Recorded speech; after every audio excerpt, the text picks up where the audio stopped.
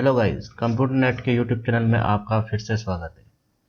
तो last video में हमने सीखा था किस तरह से हम इफ फंक्शन के साथ और एंड फंक्शन का यूज करते हैं।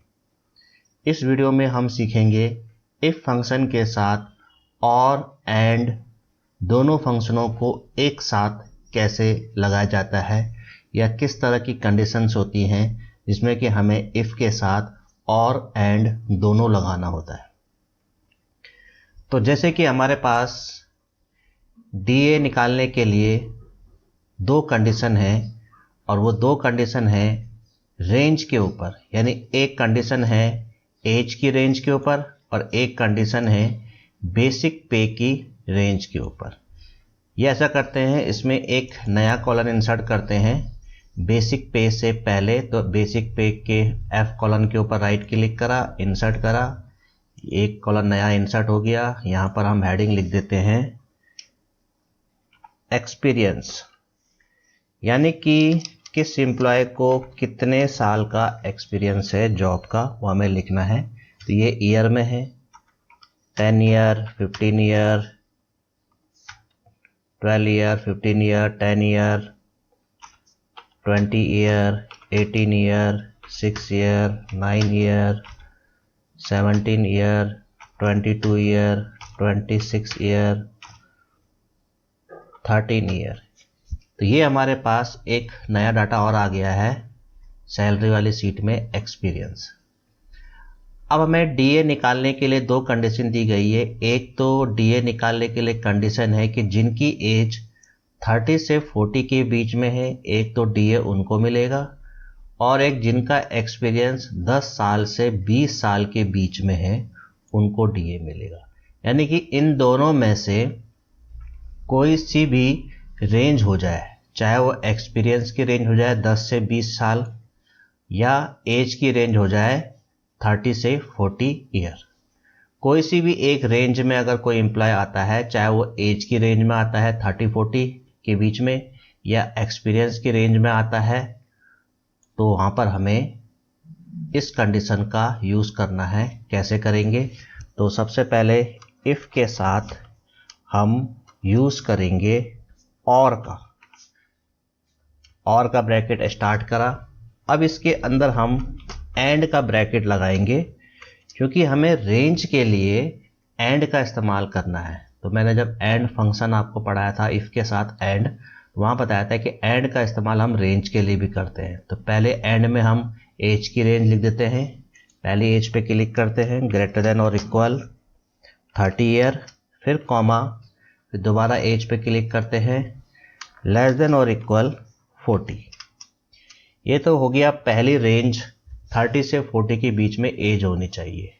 ये पहले एंड के अंदर हमने ब्रैकेट क्लोज कर दिया। अब कॉमा करके दूसरा एंड स्टार्ट करा और अब इसमें हम लिखेंगे एक्सपीरियंस की रेंज। पहले एक्सपीरियंस पे क्लिक करेंगे, ग्रेटर देन और इक्वल 10 ईयर, फिर कॉमा, दोबारा एक्सपीरियंस पे क्लिक करेंगे, लेस देन और इक्वल 20 ईयर, दूसरा एंड क्लोज। तो यहाँ पर हमारे पास दो एंड हैं। एक एंड में एज की रेंज है 30 से 40, दूसरे एंड में रेंज है 10 से 20 एक्सपीरियंस का। अब ये दोनों एंड हम क्लोज कर देंगे इस और के अंदर, यानी अभी हमने और का ब्रैकेट क्लोज नहीं करा, अब इसे क्लोज कर देंगे। तो ये हो गया है इस और के अंदर दो एंड, यानी इस और के अंदर यहाँ से ये और का ब्रैकेट स्टार्ट हुआ और यहाँ पर इस और के ब्रैकेट को हमने यहाँ पर क्लोज कर दिया। तो ये और के अंदर एक एंड यहाँ से यहाँ तक है और दूसरा एंड यहाँ से यहाँ तक है, और ये दोनों एंड इस और के अंदर है। यानी कि इस और के अंदर दो एंड है, एक एंड और एक एंड ये। तो अब इस फंक्शन से क्या कंडीशंस बनती है कि या तो वो इस रेंज में हो, यानी या तो ये वाला एंड की कंडीशन ट्रू हो जाए, यानी 30 से 40 एज हो जाए, या 10 से 20 उसका एक्सपीरियंस हो जाए। दोनों में से कोई सा भी एक एंड अगर ट्रू हो गया, क्योंकि बाहर और लगा हुआ है और का मतलब होता है कोई सा भी एक, या तो ये वाला एंड या तो ये वाला एंड, कोई सा भी एक एंड अगर ट्रू होगा तो क्या होगा, अब हम बाहर एक्शन लिखेंगे, कॉमा, उसको बेसिक पे का इंटू 5% मिल जाएगा। और अगर कोई इन दोनों में से किसी भी रेंज में नहीं आता है, ना ही एक्सपीरियंस की ना ही एज की, तो उसे कुछ नहीं मिलेगा, 0। ब्रैकेट क्लोज करा और एंटर दबा दिया। यह हमारा ब्रैकेट लास्ट में क्लोज हुआ है इफ का। अब आप इसकी कॉपी कर लो और चेक करते हैं किस किस को मिला है और किस किस को नहीं मिला है और किसको क्यों मिला है। तो सबसे पहले हम देखते हैं कि किसको क्यों मिला है। तो सबसे पहले हमारे पास इसे DA क्यों मिला है, ये एक्सपीरियंस की रेंज में है 10 से 20 के बीच में, एज की रेंज में नहीं है, यानी एज की रेंज में नहीं है, 30 से 40 नहीं है, 40 से ऊपर है, लेकिन एक्सपीरियंस की रेंज की वजह से इसे मिल गया। अब इसे क्यों मिला, ये भी एक्सपीरियंस की रेंज में है, एज की रेंज में तो ये नहीं है, 30 से 40 नहीं है, यानी एक्सपीरियंस की रेंज की वजह से मिला। अब इसे क्यों मिला, इसे भी एक्सपीरियंस की रेंज की वजह से मिला है, क्योंकि ये 10 से 20 है, एज की रेंज में तो ये नहीं है, इसलिए इसको मिल गया। इसे क्यों मिला, क्योंकि ये भी एक्सपीरियंस की रेंज में है 10 से 20, इसलिए इसको मिल गया, लेकिन एज की रेंज में ये नहीं है, इसलिए इसको मिला। अब इसे क्यों मिला, इसे भी एक्सपीरियंस की रेंज की वजह से मिला है, क्योंकि ये एक्सपीरियंस की रेंज में है 10 से 20, लेकिन एज नहीं है इसकी 30 से 40। अब इसे क्यों नहीं मिला है, क्योंकि ये ना ही एक्सपीरियंस की रेंज में है और ना ही एज की रेंज में है। इसे क्यों मिला है, इसे इसलिए मिला है क्योंकि ये एक्सपीरियंस की रेंज में तो नहीं है, 10 से 20 तो नहीं है, लेकिन एज की रेंज में है 30 से 40। इसे क्यों मिला है, अब आप देखोगे इसे क्यों मिला है, ये दोनों रेंज में है, देखो एज की रेंज में भी है 30 से 40 और एक्सपीरियंस की रेंज में भी है 10 से 20, लेकिन किसी एक रेंज की वजह से मिला होगा। तो हमने पहले कौन सी रेंज लिखी थी फॉर्मूले में, फंक्शन में, हमने पहले एज की रेंज लिखी हुई थी, इसलिए जो रेंज पहले उसको मिल गई है तो हम इसे बोलेंगे कि इसे एज की रेंज की वजह से मिली, ना कि एक्सपीरियंस। इसके बाद इसे क्यों मिला, क्योंकि ये हमारी एज की रेंज में था, एक्सपीरियंस की रेंज में नहीं था, और इससे पहला वाला कोई भी रेंज में नहीं था, एज की रेंज में भी नहीं था और एक्सपीरियंस की रेंज में भी नहीं था। तो इस तरह से कोई भी एम्प्लॉय दोनों में से अगर किसी भी रेंज में होता है तो उसे मिल जाएगा, और कोई अगर दोनों में से किसी रेंज में भी नहीं होता है तो उसे नहीं मिलेगा, या कोई दोनों रेंज में होता है तो उसे फिर हम एज की रेंज में बोलेंगे, क्योंकि हमने फंक्शन लगाते समय पहले एंड में एज की रेंज लिखी है, तो पहले ही अगर ट्रू हो जाएगी तो फिर वो दूसरी वाली को रीड नहीं करेगा। तो यहाँ पर हमने और का इस्तेमाल किया और उसके अंदर दो एंड का यूज़ किया, यानी कि रेंज के लिए तो एंड ही यूज़ होगा, और क्या कर रहा है, दोनों में से कोई सी भी रेंज, या तो एज की या एक्सपीरियंस की कोई भी एक रेंज अगर होती है तो उसे बेसिक पे का 5% मिल जाएगा। इसी तरह से टीए निकालने में भी हम इफ के साथ एंड और दोनों यूज करेंगे। तो इक्वल इफ और लगाते हैं, ब्रैकेट स्टार्ट करते हैं।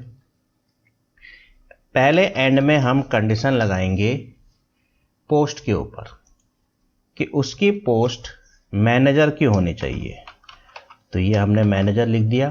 फिर कॉमा करके वो मुंबई सिटी का भी होना चाहिए, फिर मुंबई पे कंडीशन लगाने के लिए पहली सिटी पे क्लिक करेंगे, डबल कोट्स के अंदर मुंबई लिख देंगे,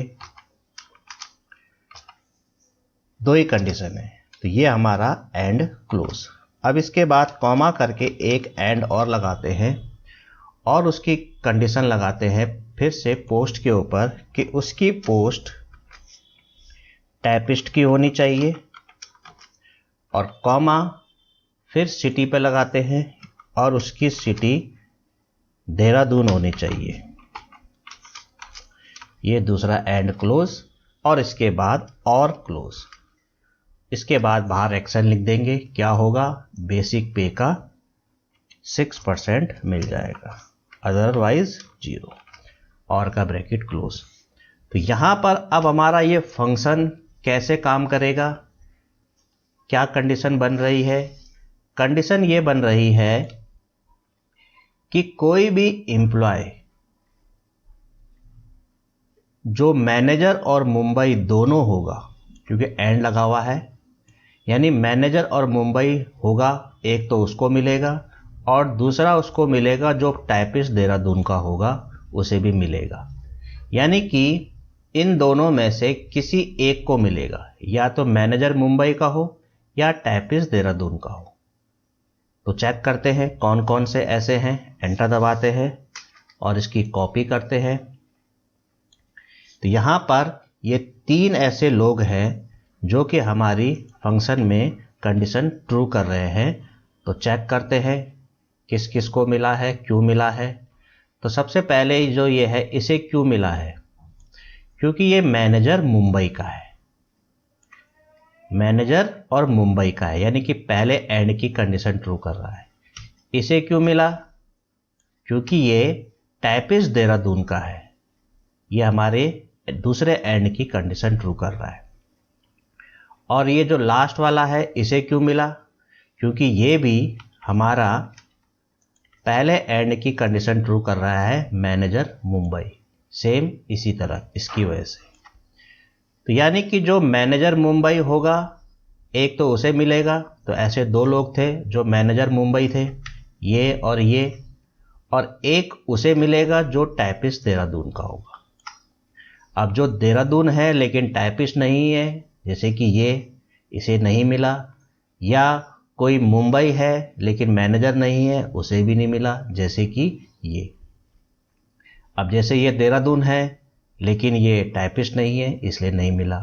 जो देहरादून टाइपिस्ट होगा एक उसी को मिलेगा, और एक जो मैनेजर मुंबई होगा उसी को मिलेगा। तो मैनेजर मुंबई 2 लोग थे, इसलिए इन दोनों को मिल गया, और देहरादून टाइपिस्ट एक ही था, इसलिए एक ही को मिला। तो यहाँ पर हमने इस तरह से इस फंक्शन से कुछ इस तरह से हमने ये फॉर्मूला बनाया है। तो ये था इफ के साथ और एंड का यूज। इसी तरह से आप HRA बोनस निकालने में भी इफ के साथ और एंड का इस्तेमाल कर सकते हो। तो आप इफ के साथ और एंड का इस्तेमाल करते हुए कोई फंक्शन बनाने की प्रैक्टिस करो और मुझे कमेंट्स में उस फंक्शन को लिख के बता देना। मैं चेक करूँगा कि आपने कैसा बनाया है। अगर उसमें कोई कमी होगी तो वो भी मैं क्लियर कर दूँगा, और अगर सही है तो वेरी गुड, इसका मतलब आप मेरे वीडियो को देख रहे हो। अब हम इफ़ और एंड इन तीनों का इस्तेमाल अपनी मार्कशीट वाली शीट में करते हैं। इसमें हमने लास्ट टाइम डिवीज़न निकाला था, और जिसमें हमने फंक्शन इस्तेमाल किया था कि किसी की भी एवरेज अगर 80 से ऊपर होगा तो वो फर्स्ट होगा, 70 से ऊपर होगा और 80 से कम होगा यानी 70-80 के बीच में होगा तो वो सेकंड होगा, जिसकी एवरेज 60 होगी और 70 से कम होगी यानी 60-70 के बीच में होगी वो थर्ड होगा, और जिसकी एवरेज 60 से कम होगी वो फेल होगा। तो ये तो था हमारा नेस्टेड इफ से हमने ये डिवीजन निकाला। अब हमें एक और डिवीजन निकालनी है, तो मैंने इसको हेडिंग दे दिया डिवीजन 2 और पहली वाली हेडिंग को दे दिया डिवीजन 1। यानी कि सिर्फ परसेंटेज यानी एवरेज के बेस पर ही अगर आपको डिवीजन निकालनी है तब तो आप इस तरह से नेस्टेड इफ से ये फंक्शन बना सकते हो।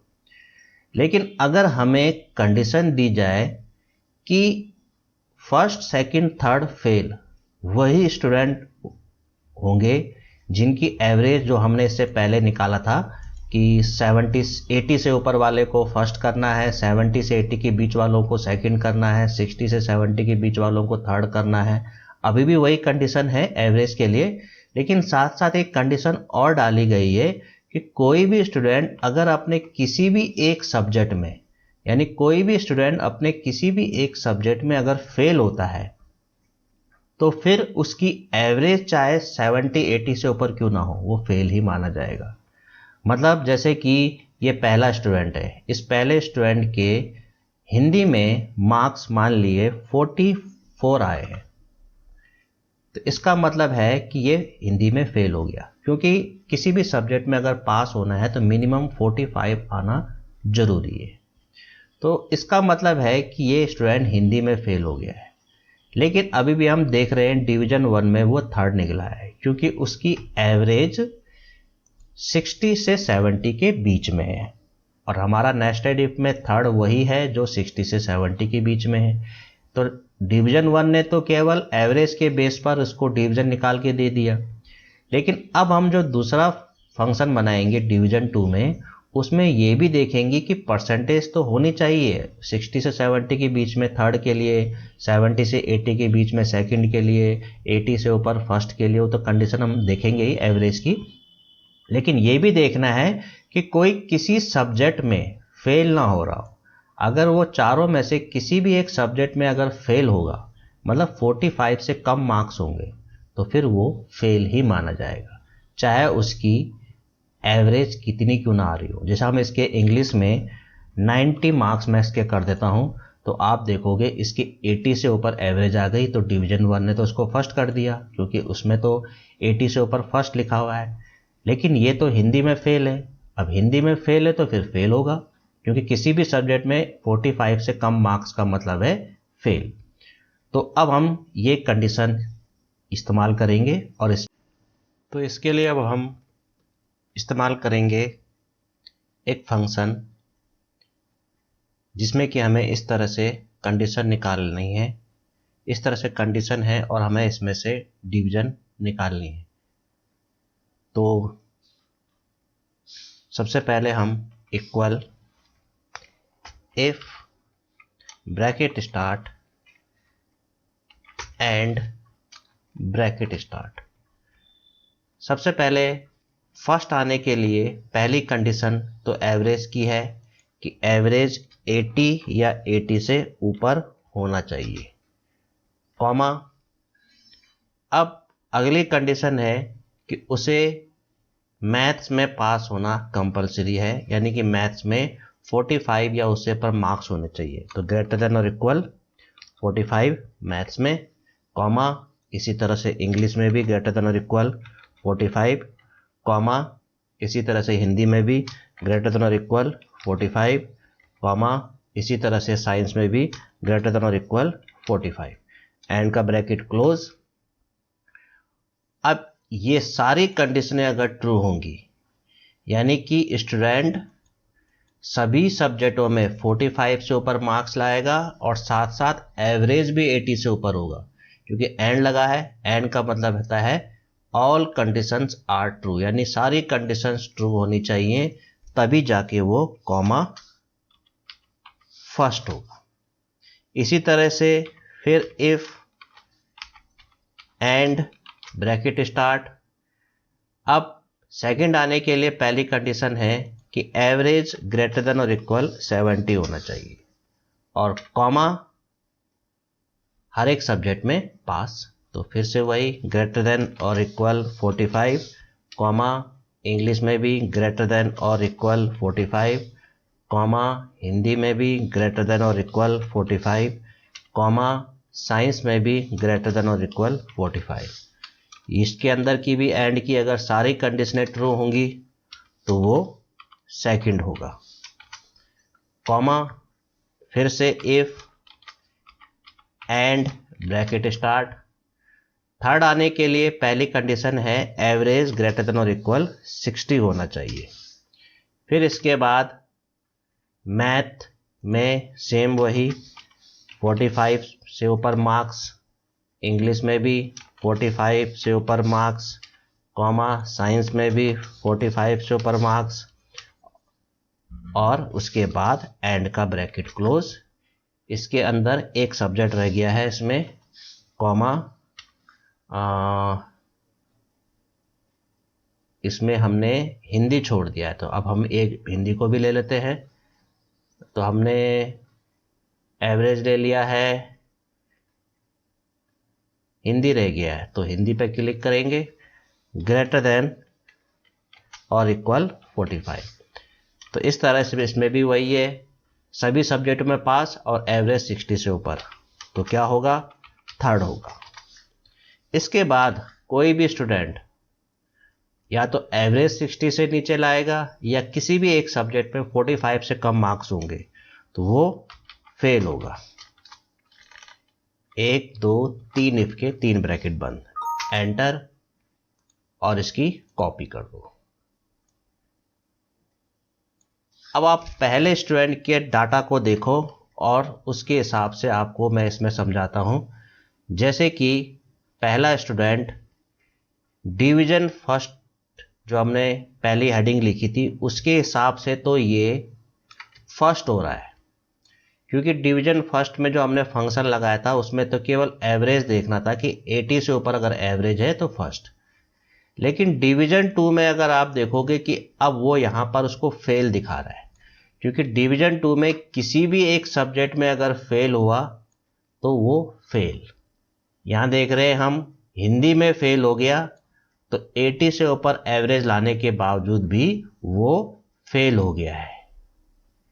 तो यहाँ पर हमने इफ के साथ एंड का ही इस्तेमाल करा, और का यूज इसमें नहीं हुआ है।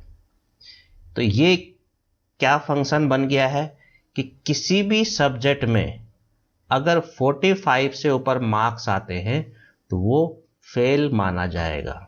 अब जैसे कि दूसरा स्टूडेंट है, दूसरा स्टूडेंट तो फेल वैसे भी हो रहा है क्योंकि उसका एवरेज ही 60 से नीचे है, और वैसे भी वो साइंस में भी फेल है और मैथ में भी फेल है।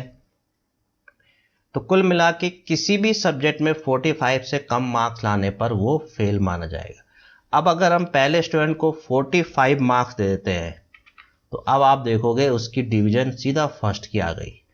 अब उसने उसे एवरेज के बेस पर फर्स्ट डिवीजन दे दिया है। और अगर वो हिंदी में पास होता और साइंस में उसके 45 से एक नंबर कम आ गए, यानी 44 आ गए, तो अब आप देखोगे सीधा वो फेल हो गया डिवीजन 2 में, क्योंकि किसी भी सब्जेक्ट में फेल तो फेल। या साइंस में पास कर दिया और इंग्लिश में फेल कर दिया, एक नंबर से कम यानी 44 कर दिया, फिर देखोगे डिवीजन 2 में फिर फेल हो गया। या इसमें ना करके, इंग्लिश में ना करके मैथ में कर दिया, एक नंबर कम, 45 से कम 44, तो आप देखोगे तब भी वो फेल हो गया है। तो इस तरह से किसी भी सब्जेक्ट में अगर फेल होता है तो फिर चाहे उसका एवरेज कितना क्यों ना हो वो फेल ही माना जाएगा। तो ये डिवीजन 2 में हमने इफ के साथ इस्तेमाल करा, हमने ये फंक्शन इफ एंड। तो इसमें इफ एंड भी यूज हुआ और नेस्टेड इफ भी यूज हुआ, क्योंकि यहाँ पर 3 इफ लगे हैं और हर एक इफ के साथ एंड भी यूज हुआ है। अब आते हैं डिवीजन 3 में। डिवीजन 3 में हम क्या कंडीशन देंगे, यहाँ पर हम ये कंडीशन देंगे कि कोई भी स्टूडेंट अगर किसी भी एक सब्जेक्ट में, ओनली वन, किसी भी एक सब्जेक्ट में अगर 5 मार्क्स से फेल हो रहा है तो उसे फेल ना करके ग्रेस के साथ पास कर दिया जाएगा। अब 5 मार्क्स से फेल हो रहा है, इसका मतलब यानी पहले तो मिनिमम पास होने के लिए कितने मार्क्स चाहिए, 45। अब 5 मार्क्स से फेल हो रहा है मतलब उसके 40 मार्क्स है, तभी तो वो 45 तक के लिए लाने के लिए उसको 5 मार्क्स चाहिए, यानी 5 मार्क्स से वो फेल हो रहा है।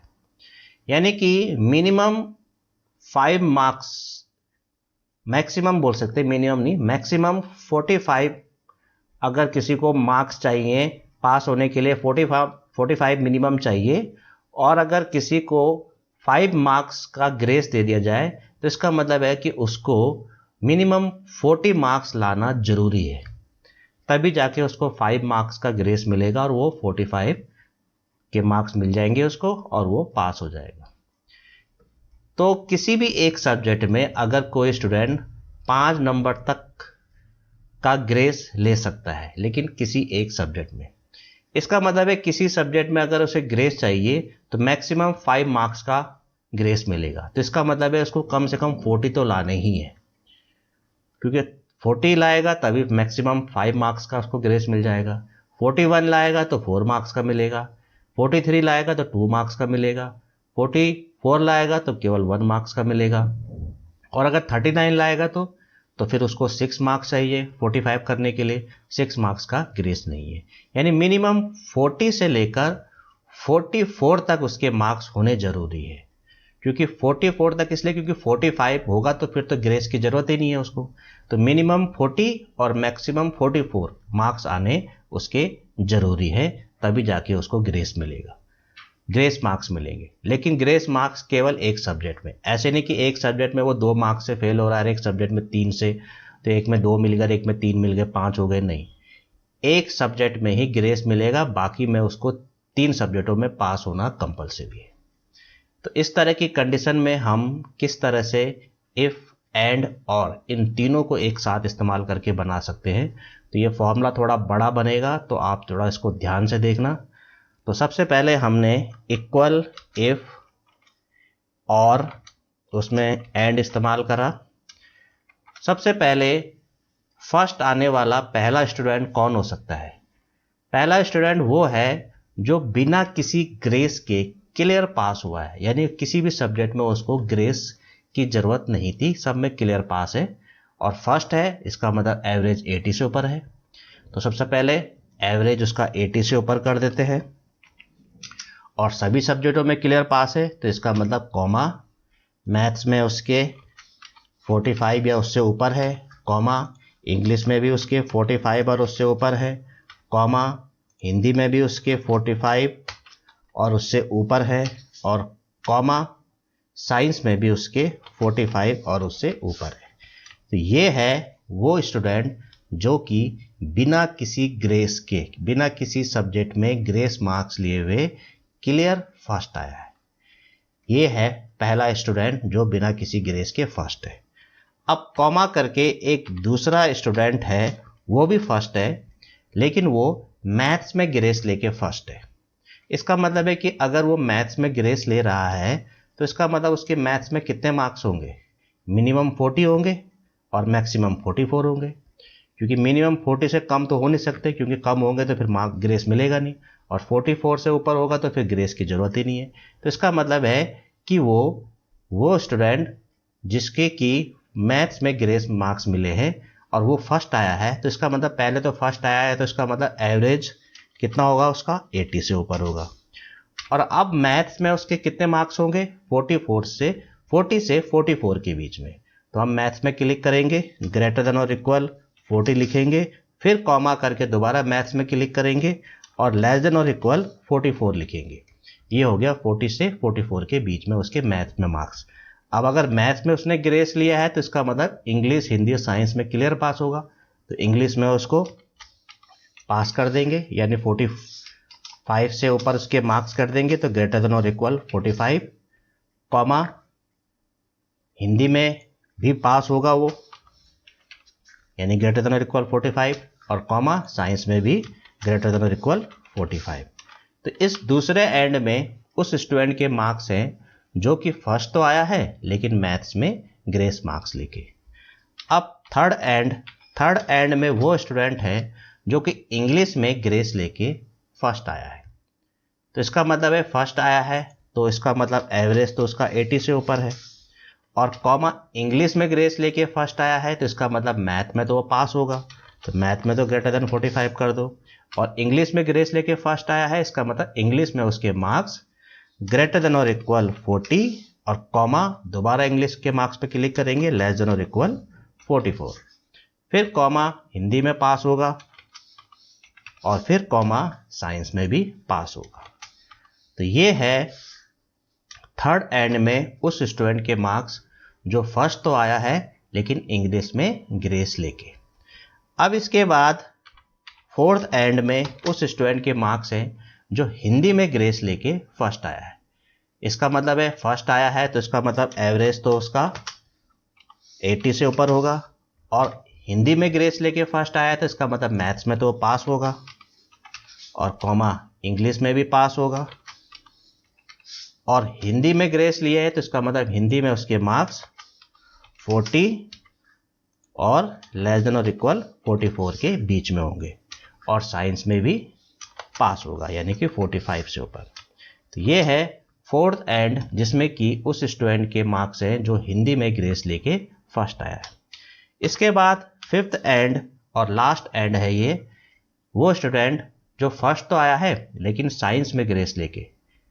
इसका मतलब है कि साइंस में ग्रेस लेके फर्स्ट आया है तो इसका मतलब है एवरेज तो उसका 80 से ऊपर होगा, और कॉमा मैथ में क्लियर पास होगा यानी 45 से ऊपर, इंग्लिश में भी 45 से ऊपर, कॉमा हिंदी में भी 45 से ऊपर, और कॉमा साइंस में उसके मार्क्स होंगे 40 से,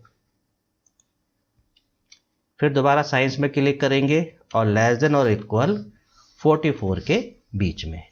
तो ये था फिफ्थ एंड में उस स्टूडेंट के मार्क्स जो कि फर्स्ट आया है लेकिन साइंस में ग्रेस लेके। तो इस तरह से हमने 5 एंड का इस्तेमाल करा। फर्स्ट एंड में उस स्टूडेंट के मार्क्स डाले हैं जो कि बिना किसी ग्रेस के फर्स्ट आया है। सेकंड एंड में उस स्टूडेंट के मार्क्स डाले हैं जिसके कि मैथ्स में ग्रेस लेके फर्स्ट, थर्ड में इंग्लिश में ग्रेस लेके, फोर्थ एंड में हिंदी में ग्रेस लेके, और फिफ्थ एंड में साइंस में ग्रेस लेके। और ये पांचों एंड का ब्रैकेट हम बंद करते हैं और के अंदर ये पांचों एंड क्लोज होते हैं, कॉमा करके बाहर लिख दो फर्स्ट। तो ये कैसे काम करेगा, यानी इनमें से कोई सा भी एंड होगा, कोई सा भी एक, यानी कि बाहर और लगा हुआ है, कोई सा भी एक एंड होगा तो वो स्टूडेंट फर्स्ट होगा। पहला एंड होगा तो इसका मतलब है बिना ग्रेस के फर्स्ट, सेकंड एंड की कंडीशन ट्रू हुई तो इसका मतलब मैथ्स में ग्रेस लेके, थर्ड के लिए इंग्लिश, फोर्थ के लिए हिंदी और फिफ्थ के लिए साइंस। तो ये हो गया हमारा फर्स्ट निकलने के लिए 5 तरह के स्टूडेंट हो सकते हैं। अब इसी तरह से 5 तरह के स्टूडेंट सेकंड के लिए भी होंगे। तो हम यही फॉर्मूला दोबारा ना लिख के इस पूरे फॉर्मूले को इक्वल के बाद पूरे फॉर्मूले को यहाँ पर कॉपी कर लेते हैं और फर्स्ट के कॉमा के बाद क्लिक करके पेस्ट कर देते हैं। तो वही फॉर्मूला दोबारा टाइप हो गया है, बस आपने एवरेज जो है 80 उसे इरेज करके 70 कर दोगे हर एक एंड के अंदर, हर एक एंड में 70 कर देंगे। तो ये हमने हर एक एंड में 80 को मिटा के 70 कर दिया, क्योंकि सेकंड आने के लिए एवरेज जो है 70 से ऊपर होना चाहिए और 80 से कम होना चाहिए। तो ये हमने फर्स्ट एंड में 70 से ऊपर कर दिया, सेकंड एंड में भी कर दिया, थर्ड एंड में भी कर दिया, और फोर्थ एंड में भी कर दिया, और फिफ्थ एंड में भी कर दिया, और लास्ट में जो फर्स्ट मैसेज है उसे इरेज करके सेकंड कर दो। अब इसमें भी वही हो गया है, फर्स्ट एंड में वो स्टूडेंट है जो बिना किसी ग्रेस के सेकंड आया है, सेकंड एंड में मैथ, थर्ड एंड में इंग्लिश, फोर्थ में हिंदी, फिफ्थ में साइंस। इनमें से कोई भी एंड होगा वो सेकंड होगा। फिर से लास्ट में कर्सर रखेंगे, फिर पेस्ट कर देंगे, फिर से हमारे पास वही फॉर्मूला रिपीट हो गया है। और इस बार हम एवरेज को लास्ट इफ में एवरेज को जो हमने कॉपी करके 80 आया था उसे हम 60 कर देंगे थर्ड इफ के एंडों में। तो पहले एंड में हमने कर दिया 60, दूसरे एंड में भी 60 कर देते हैं, 80 को मिटा के 60, और थर्ड एंड में भी 60, और फोर्थ एंड में भी 60, और फिफ्थ एंड में भी 60। तो इसमें भी वही हो गया है, पहले एंड में वो स्टूडेंट है जो बिना किसी ग्रेस के फर्स्ट आया है, दूसरे एंड में मैथ में ग्रेस लेके, तीसरे में इंग्लिश, चौथे में हिंदी और पांचवें में साइंस। और यहाँ पर मैसेज को फर्स्ट मिटा के थर्ड कर देंगे। इसके बाद बाकी स्टूडेंट फेल होंगे तो लास्ट में कॉमा करके डबल कोट्स में फेल लिख देंगे। 3 इफ लगे हैं तो लास्ट में 3 ब्रैकेट क्लोज कर देंगे। तो ये हमारा एक फंक्शन तैयार हो चुका है जिसमें कि कोई भी स्टूडेंट अगर 5 मार्क्स से फेल हो रहा है, यानी कि उसके मिनिमम 40 आ गए हैं लेकिन 5 मार्क्स कम पड़ गए हैं 45 के लिए, तो वो उसे ग्रेस मार्क्स देके पास कर देगा। 41 होंगे तो 4, 42 होंगे तो 3, 43 होंगे तो 2, 44 होंगे तो 1 मार्क्स। एंटर दबाते हैं। अब कॉपी करने से पहले मैं आपको इसमें समझा देता हूं। देखो, पहले स्टूडेंट डिवीजन 3 में आप देखो कि पहला स्टूडेंट डिवीजन 2 में तो फेल हो रहा है, क्योंकि डिवीजन 2 में तो कंडीशन है कि वो किसी भी सब्जेक्ट में फेल नहीं होना चाहिए। तो मैथ में फेल था तो उसने तो सीधा फेल कर दिया, कोई ग्रेस कुछ नहीं दिया। लेकिन डिवीजन 3 में देखो उसे ग्रेस मिल गया, क्योंकि 1 नंबर से फेल हो रहा है, बाकी में तो पास है। मैथ में फेल हो रहा है 1 नंबर से और मैक्सिमम 4 नंबर का ग्रेस मिल सकता है। अगर इसके 43 होते तब भी वो उसे फेल ना करेगा, क्योंकि 2 नंबर से फेल हो रहा है। 42 करेंगे तब भी वो उसको फेल नहीं करेगा, क्योंकि 3 नंबर से फेल हो रहा है। 41 करेंगे तब भी वो उसे फेल नहीं करेगा, तब भी वो 4 मार्क्स का ग्रेस मिल जाएगा। 40 करेंगे तब भी वो फेल नहीं होगा, क्योंकि उसे 5 मार्क्स का ग्रेस मिल जाएगा, ग्रेस मार्क्स मिल जाएंगे।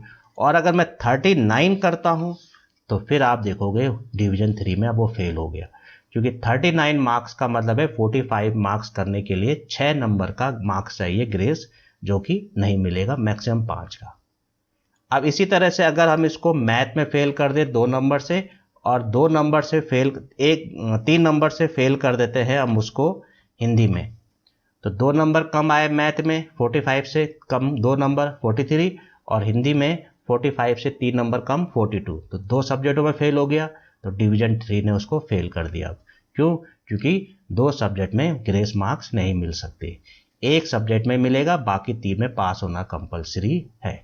तो ये था हमारा डिवीजन 3 के लिए हमारा ये एक इफ और एंड से एक फंक्शन हमने तैयार कर दिया, जो कि ग्रेस मार्क्स के साथ स्टूडेंट को पास कर देगा। अब इसकी कॉपी नीचे कर दो इस तरह से। तो इस तरह से ये हमारा इफ और एड से ये फंक्शन कंप्लीट हो गया है। तो इसे आप इस तरीके से कॉपी पेस्ट करके आसानी से कर सकते हो। फॉर्मूला बड़ा बना है, लेकिन अगर समझ में आ जाएगा तो कोई बड़ा फॉर्मूला नहीं है, क्योंकि हमने तो कॉपी पेस्ट का इस्तेमाल करा है।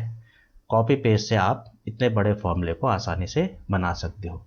मेन फॉर्मूला समझ में आना चाहिए। तो फॉर्मूला इसलिए बोल रहा हूं क्योंकि फंक्शन से जो कंडीशंस तैयार होती है वो हमारा एक तरीके से फॉर्मूला ही होता है।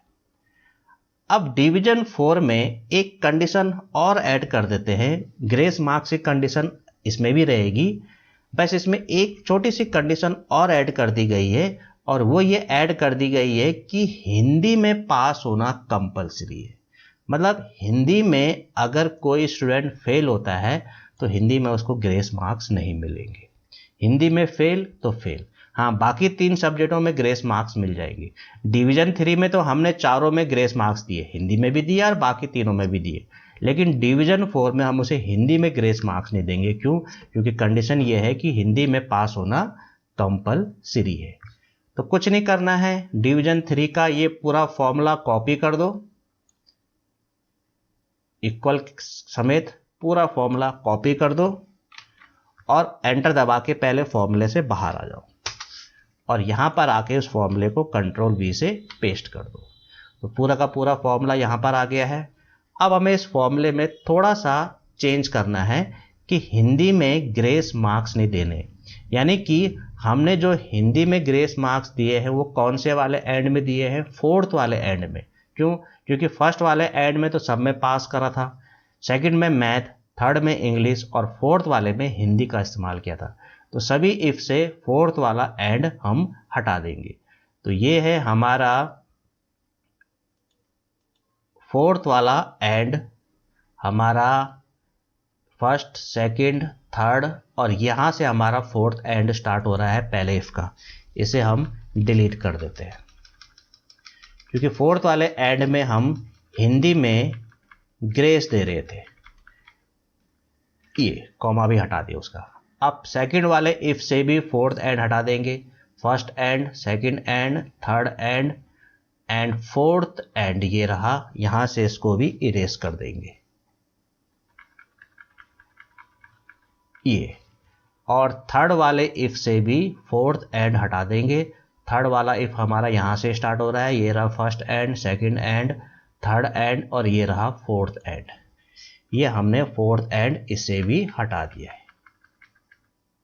बस अब कुछ नहीं करना है, बस एंटर दबा दो और इस फॉर्मूले की कॉपी कर दो, यहां से इस फॉर्मूले की कॉपी कर दो। ये देखो, अब इसको चेक करके देखते हैं।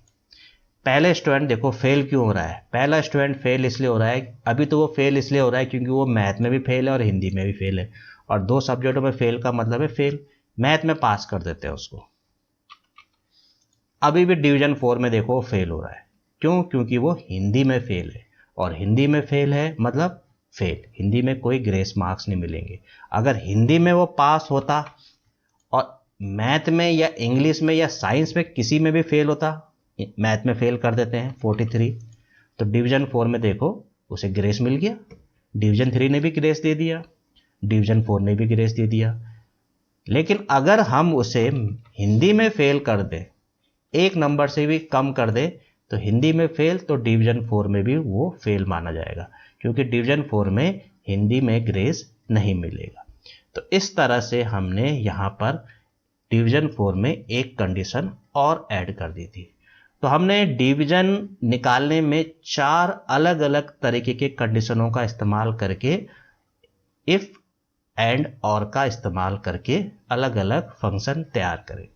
डिवीजन फर्स्ट में तो केवल एवरेज के बेस पर डिवीजन निकल रही है। डिवीजन 2 में किसी भी सब्जेक्ट में फेल तो फेल।